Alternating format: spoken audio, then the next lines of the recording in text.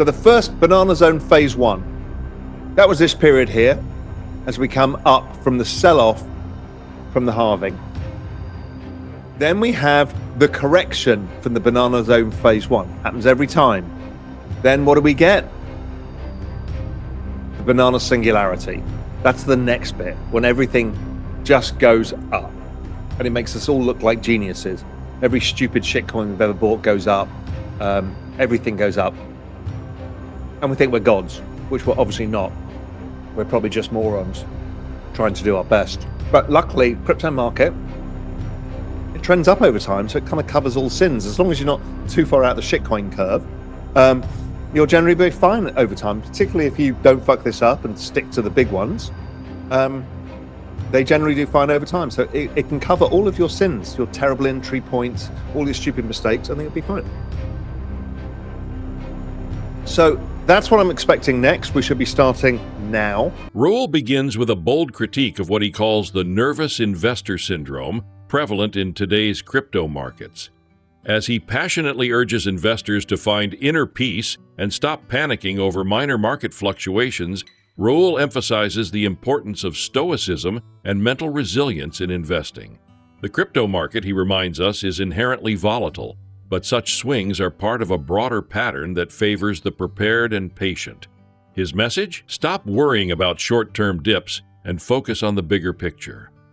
To drive this point home, Raoul uses a chart of global M2 money supply and Bitcoin, illustrating a pattern that suggests Bitcoin is poised for a significant rally to $70,000 and beyond. Please take a little time to like this video, subscribe to the channel, and turn on post notifications for more videos like this. You can also check out our other videos on cryptocurrencies and the overall digital asset space and drop your comments and observations in the comments section below.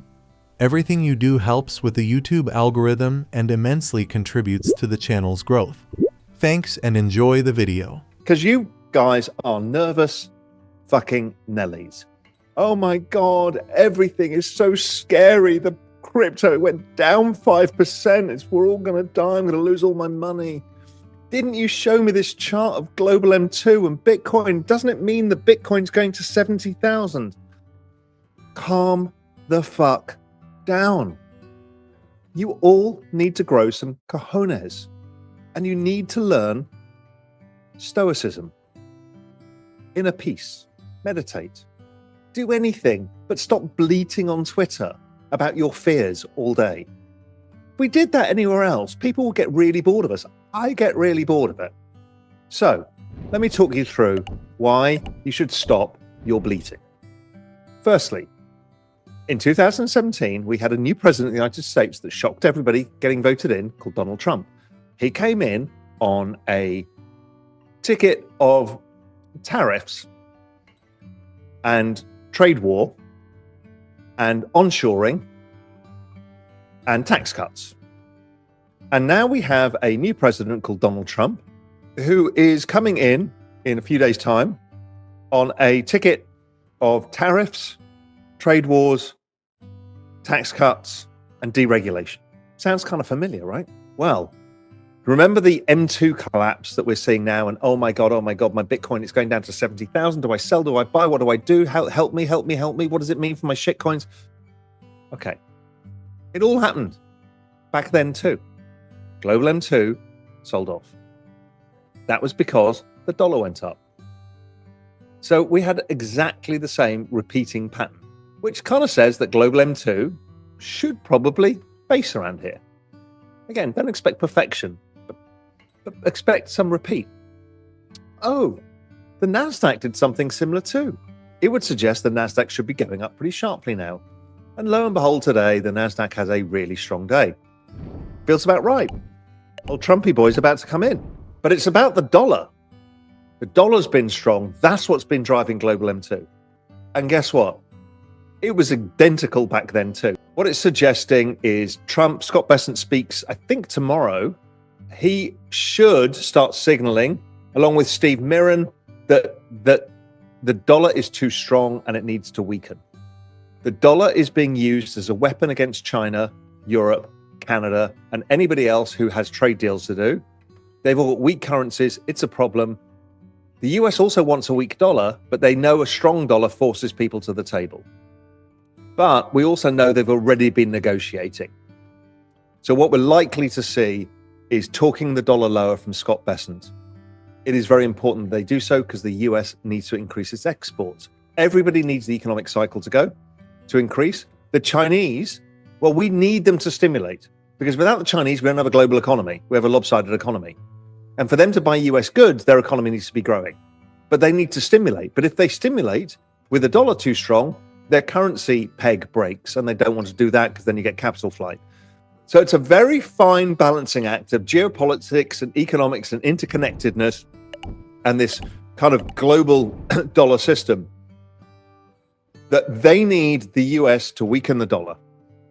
If the US weakens the dollar and injects liquidity into the eurodollar market, which is the offshore dollar market, the Chinese can access it and they can roll their dollar debts. They can start doing quantitative easing. They can start stimulating massively. The global economy can start recovering. They can start buying US goods. Everybody is a winner. So the dollar will come lower. I've known Scott for a long time and he understands the big picture. So the dollar weakening is the next big thing. Crypto. Here's Bitcoin, following the same pattern roughly. 2017 has been my base case for a while. Do not expect it to be identical, but and do not expect it to be going to wherever the scale says. I'm not looking for $1 million Bitcoin. Sure, there's a probability, but it's like 5%. But directionally, we should get this right, and it should continue to rally into the end of the year, into 2025, and maybe into early 26. We'll have to wait and see. But this is what the pattern tells us. It's repeating the same pattern. Bitcoin should be up only from here. And this is the typical post-correction halving. So what we have is the start of the banana zone, which we talked about from about September, and that was when Bitcoin hit 50,000. The banana zone t-shirt, buy the merch. There's a load of shit. There's amazing Real Vision merch, and the banana zone is the coolest ones of all. And don't fuck this up, because that's the other one. That's the important lesson you guys need to learn. So the first banana zone phase 1, that was this period here, as we come up from the sell-off from the halving. Then we have the correction from the banana zone phase 1. Happens every time. Then what do we get? The banana singularity. That's the next bit, when everything just goes up. And it makes us all look like geniuses. Every stupid shitcoin we've ever bought goes up. Everything goes up. And we think we're gods, which we're obviously not. We're probably just morons trying to do our best. But luckily, crypto market, it trends up over time, so it kind of covers all sins. As long as you're not too far out the shitcoin curve, you'll generally be fine over time, particularly if you don't fuck this up and stick to the big ones.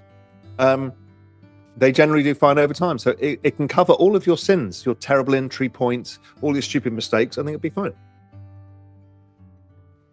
So that's what I'm expecting next. We should be starting now. While Raoul advocates for a diversified crypto portfolio, he emphasizes disciplined risk management. He advises keeping 80 to 90% of holdings in core assets like Bitcoin and Ethereum, while reserving 10 to 20% for speculative plays in promising projects. This approach allows investors to participate in the market's upside potential without jeopardizing their financial stability. Acknowledging the allure of altcoins like Solana and Sui, Raoul highlights their ability to outperform during bull markets. However, he cautions against overexposure to shitcoins and urges investors to follow a structured plan. Let's talk about the dollar again. Dollar is a wrecking ball. Strong dollar lowers economic growth. The US Economic Surprises Index shows that it follows the dollar. The dollar has a 2-month lead. The dollar's strong. The economy slows down. So we're expecting to see the US economy slowing down over the next coming 2 months, and sharply so. And bond yields have been going up. This is inverse of bond yields. That also brings down economic growth. So rising yields, a rising dollar leads to falling growth, which leads to rate cuts coming back to be priced in, which is liquidity is coming. Another way of liquidity is rate cuts. Rate cuts are not the best measure of liquidity by any stretch, but it just tells you that we're going to go through a change in expectations. The data is going to come in more dovish. The Fed will have more room to move. The markets will feel better for it. And so slightly bad data, not terrible data, not recession data, just weaker than expected data gives the Fed cover. Remember, the Fed have to roll their debts. And if they roll their debts at too higher rates, it compounds and the debt gets out of control. What they need to do is roll their debts at the lowest interest rates possible. So they've been shoving it on the short end of the curve so they can hope that they can get rates lower and then they can refinance the whole lot. That's been the game. It's the refinancing game, the everything code game that I first came up with in Global Macro Investor. If it breaks higher from here, it's a very good signal. If it breaks below these ones, it's not a very good signal. So, and again, because that guy, Fred Krueger, or his name is like, well, Raoul's telling people they should go all in on things like smoking chicken fish. No, you should have some fun with that 10% of your portfolio and spread it amongst a few of these where you can really enjoy it. Hold your crypto dick butts to your heart. Hold your smoking chicken fish. Listen to Lord Vishnu. Enjoy yourselves. Don't let any fucker like Fred Krueger tell you can't enjoy yourself. No. We've got the rules. We know it's 90%, 80% in the core holdings. You're not touching it. I know he'll be upset because it's not Bitcoin only, but I'm sorry. Our job is to make money.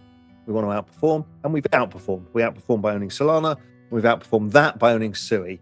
And you guys have been along for the ride. So just follow the plan. The plan will be fine. And maybe Lord Vishnu will bless us. Raoul concludes with a broader discussion of macroeconomic trends, including the impact of rising bond yields and a strong dollar on economic growth. He predicts that weakening economic data will provide the Federal Reserve with cover to implement rate cuts, further boosting liquidity and market sentiment. For Raoul, the key to navigating these turbulent waters lies in understanding the interconnectedness of global markets. By anticipating shifts in dollar strength, liquidity cycles, and economic policy, investors can position themselves to capitalize on emerging opportunities.